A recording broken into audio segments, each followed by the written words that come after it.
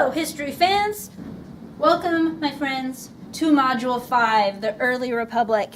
So again, remember to think about, in the back of your head as you're taking notes and listening, thinking about those learning objective questions. Today, we're going to be talking about the Articles of Confederation, the Constitution, some of those early founding documents. We'll talk about African and women in the early republic as well.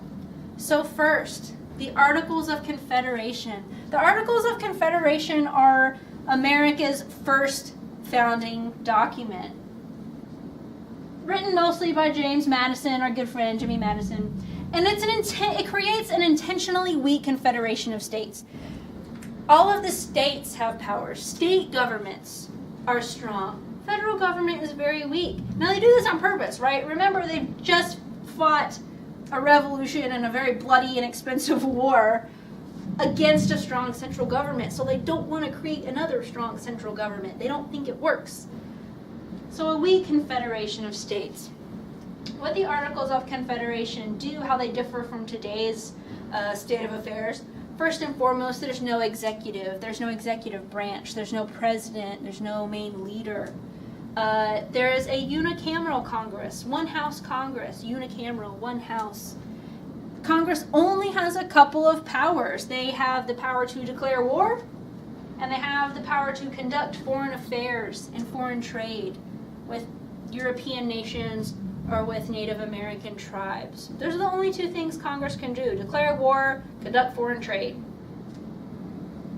And so there's a problem. They can't raise money. We'll see here, Congress does not have the power to tax. Congress can't raise any money. Now, as we said last time, wars are expensive. Wars cost a lot of money. You have to have a lot of stuff to buy things and pay for a war. You've got to have horses and horses tack, and you've got to have uniforms and guns and ammunition and supplies and food, and you've got to have messengers and on and on and on, right? We get it. Wars are expensive. So the early United States, as they start creating their new nation, they're inherently in debt. They owe France a lot of money for helping them, and they also owe a lot of money to the American soldiers who fought in the Revolution. Those soldiers aren't getting paid, and that leads to a lot of problems. Worse, there's no leader, there's no central vision, so there's no way to solve these problems. And so when that problem occurs, everything just kind of implodes. No one solves it. So, okay, what is the problem? Why is it an issue that soldiers don't get paid? Well, one, it's just mean. But two, Shays' Rebellion, an event in 1786 that makes it painfully obvious that the Articles of Confederation aren't going to work. In 1786, the state of Massachusetts tries to seize land from a rather large group of farmers because the farmers aren't paying taxes. Now, the only reason those farmers aren't paying taxes is because they don't have the money, because they haven't been paid from the war that was 10 years ago. They haven't been paid in 10 years. And so now they can't afford to pay their taxes, and now the state of Massachusetts is trying to seize their land and steal their farms. The farmers are understandably very upset. And so in 1786, a man named Daniel Shay, pictured here, very cool hair, Daniel Shay leads a rebellion in the backwoods of Massachusetts. And he and his followers believe that they're fighting the American Revolution version 2.0. They think that they are still fighting liberty. For liberty. They think that they are still fighting against that strong central government. Now, fortunately or unfortunately, the revolution, or Shays' Rebellion, doesn't really go anywhere, but it does make Congress panic. Congress is set into a frenzy because for a solid year out in the backwoods of Massachusetts, there is an uprising. This is significant because the threat of unchecked power is no longer from above, but from below. Now, all of those founding fathers hanging out in Boston and Philadelphia and New York or wherever else, all those founding fathers no longer will have to worry about unchecked power from above. A king, a central figure of the government telling them what to do. Now they're worried about unchecked power from below. They're worried about mob rule, the unruly masses getting big-headed ideas and trying to take over and causing anarchy. This is a problem.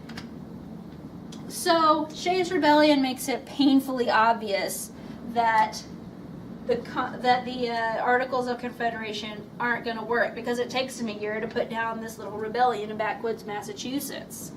So this leads the framers to create the Constitution. Da-da-da-da. The Constitution. There are two political factions at play when we're talking about the Constitution. On the one hand, we have the Federalists, people like James Madison, Alexander Hamilton, right? Everyone's favorite, Hamilton. I don't know. They argue that the Articles of Confederation aren't working. We need a new document. Let's try the Constitution. Because the Constitution has a strong central government. They want to ratify the Constitution because they want a strong central government. Someone with enough power to put down any future Shays' rebellions.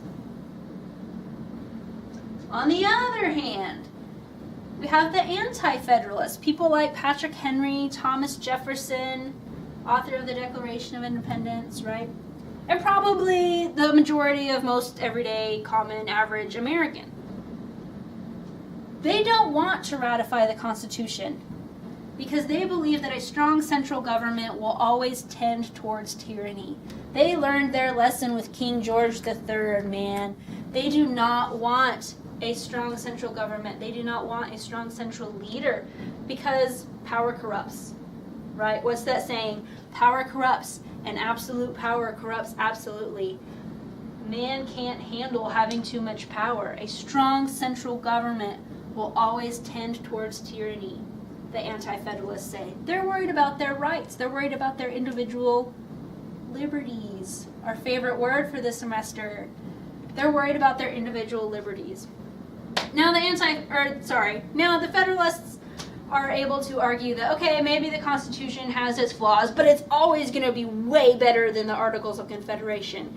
And so when the states go to vote on whether or not to ratify the Constitution, it passes. The Constitution is ratified. But immediately, the very first thing that the framers do is amend the Constitution. And so this is one of the primary reading documents that you're supposed to read for this module. I'm not going to talk about it later. I'd rather talk about it here because I think it makes more sense if we talk about it here. So let's talk about the Bill of Rights, those amendments to the Constitution. I'll bring them up. Just kidding. There we go. We've seen some of these before. I don't want to talk about all of them, but there's a few that are a little bit more important than others, I think, personal opinion. The first one, everyone's favorite. Congress shall make no law respecting the establishment of religion, abridging freedom of speech or the press, or right to assemble, or right to petition.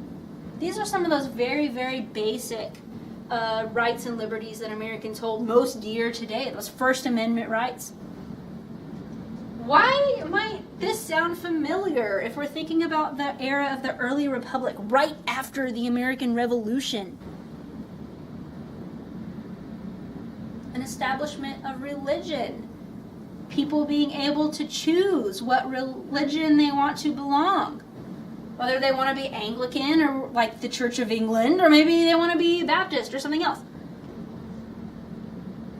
Freedom of speech, freedom of the press, right to assemble. We can think about those Sons of Liberty gathering in an inn somewhere and complaining about the crown. Maybe the Sons of Liberty gathering in an inn somewhere before they went to attack the ships and throw all the tea overboard. all of those founding fathers petitioning the government. Okay, so we get it. This is starting to look like things that happened during the Revolution. Second Amendment, a well-regulated militia being necessary to the security. The right of the people to keep and bear arms shall not be infringed. What did the Royal Army try to do during the Revolution? They took their weapons, because if the colonists didn't have weapons, they couldn't fight a war. That led to Lexington and Concord, right? We read the textbook, we know this. Number 3, no soldier shall in time of peace be quartered in any house, nor in time of war, but in a manner to be described by law. So quartering during the 7 Years' War and right after the Boston Tea Party, the Royal Army quartered soldiers in individual people's homes on their own dime. The new Constitution, the new amendments say you can't do that. It's the government's problem. If that's your soldier, you take care of him or her later. Number 6. In all criminal prosecutions, the accused shall enjoy the right to a speedy and public trial by impartial jury, know about the accusation, know about witnesses.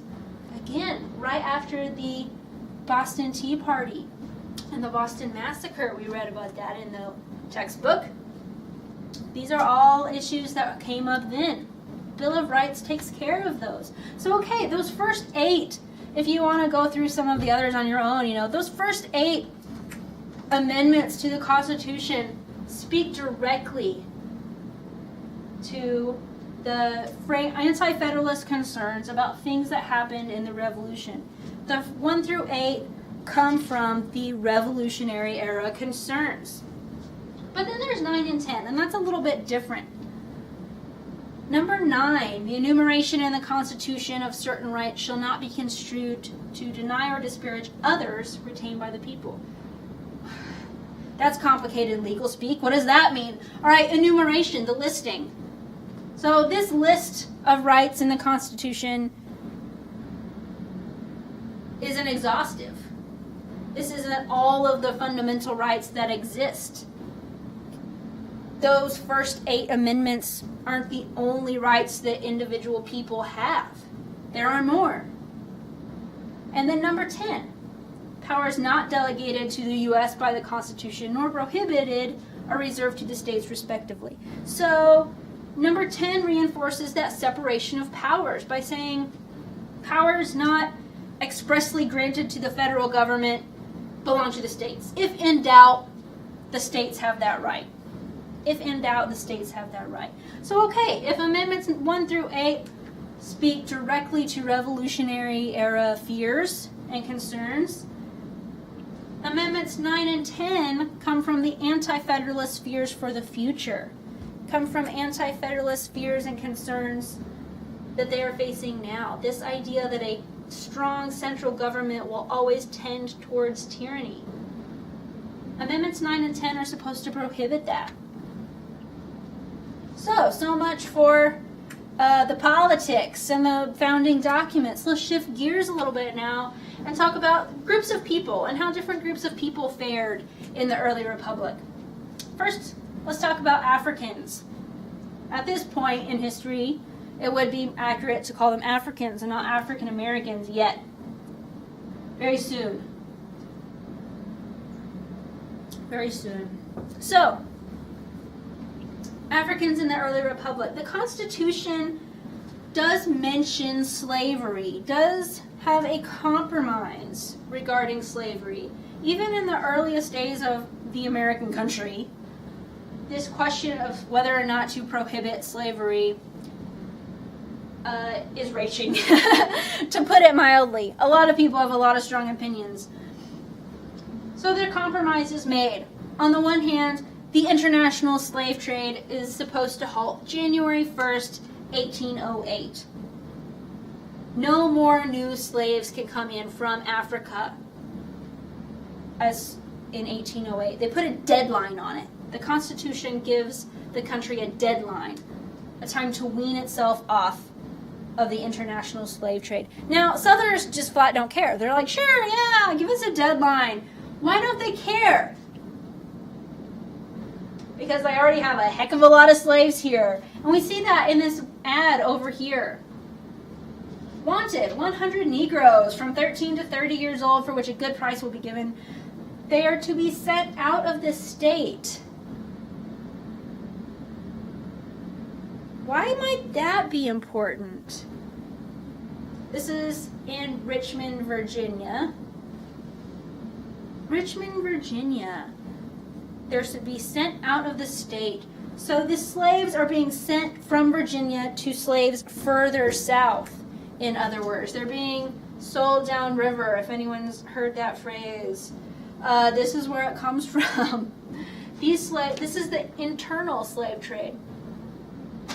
By 1808, none of the southern states, none of the slaveholders really care that they can't import slaves from Africa anymore because there's a lot of slaves already here. The slave population has increased.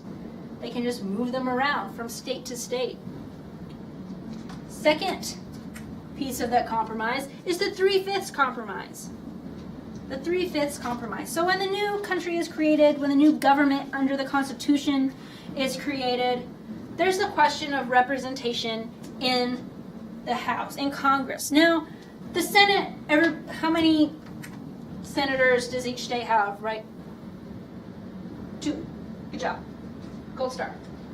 Each state has 2 senators. Each state has equal representation in the Senate. In the House, the story is a little different. How is representation determined in the House? By population. So states with more population will have more influence in Congress. Southern states are predominantly black. Most of their population is slave.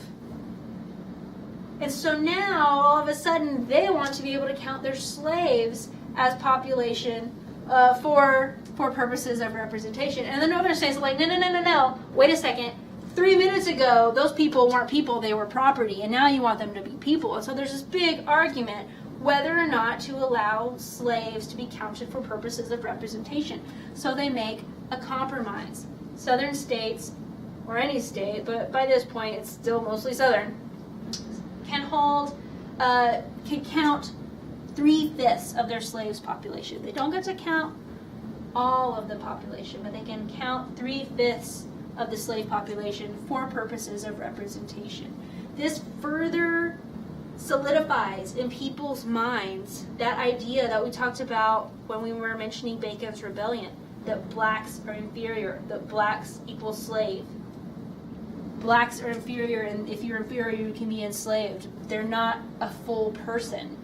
They are subhuman. This solidifies that idea in people's minds. And as we will talk about in our primary reading discussion, it has a long and hard influence on Africans and African American people later.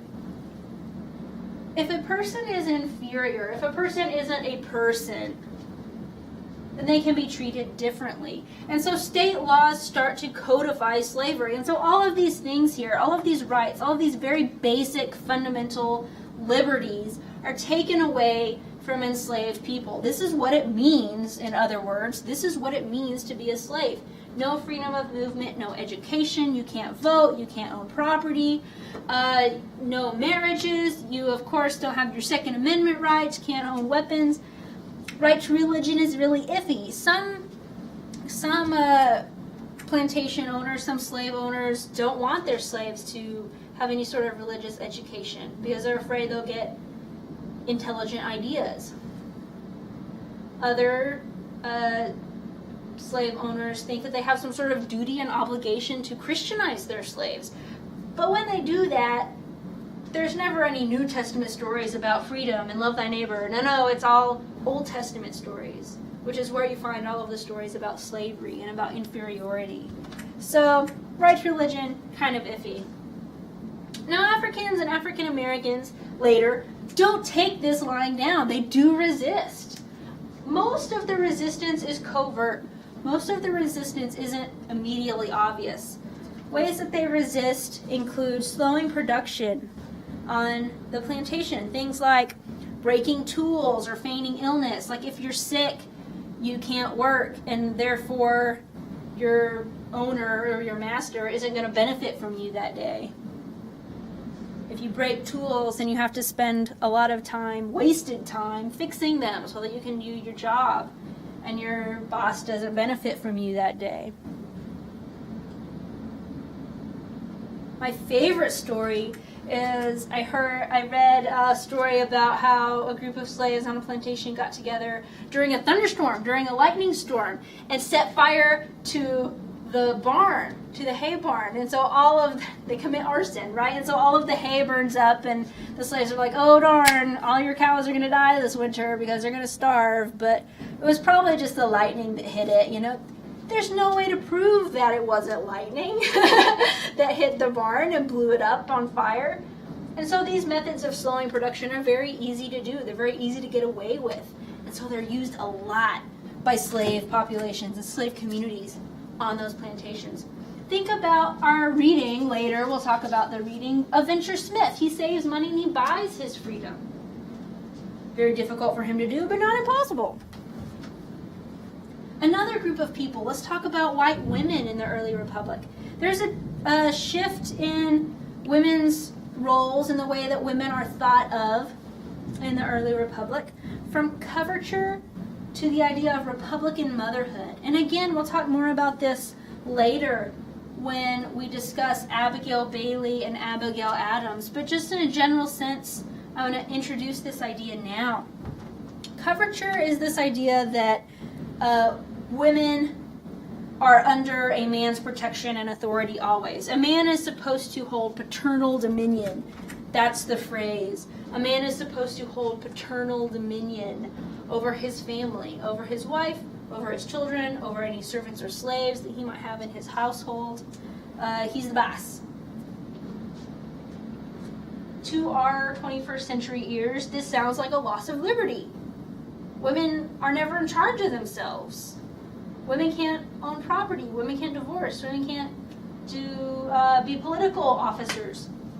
This sounds like a loss of liberty to us. But they didn't think about that at the time. At the time, coverture is seen as a good thing. Coverture is seen as a liberty that women have because womanhood is a privileged status. It's not that they don't get to own property, it's that they don't have to own property. It's not that they don't get to involve themselves in politics, it's that they don't have to. Like, voting is hard work. If you're doing voting correctly, it's hard work. You got to pay attention.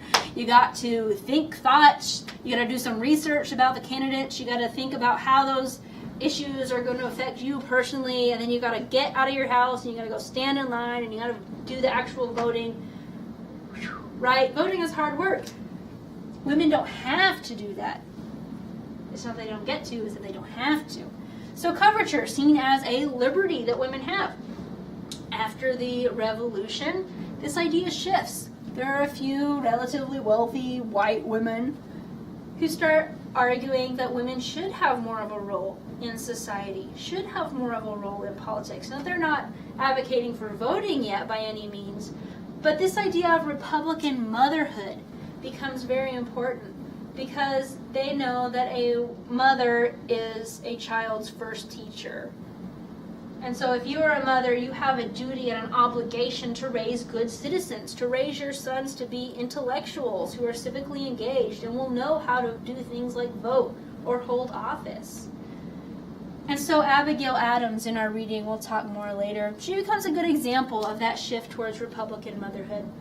Republican motherhood doesn't give women any sort of legal rights or any sort of political rights, but it does give them a social obligation. It does make womanhood more important. And that is a small but important step. So, with that, we are done for today. Enjoy working your way through the rest of the module, and I'll see you later.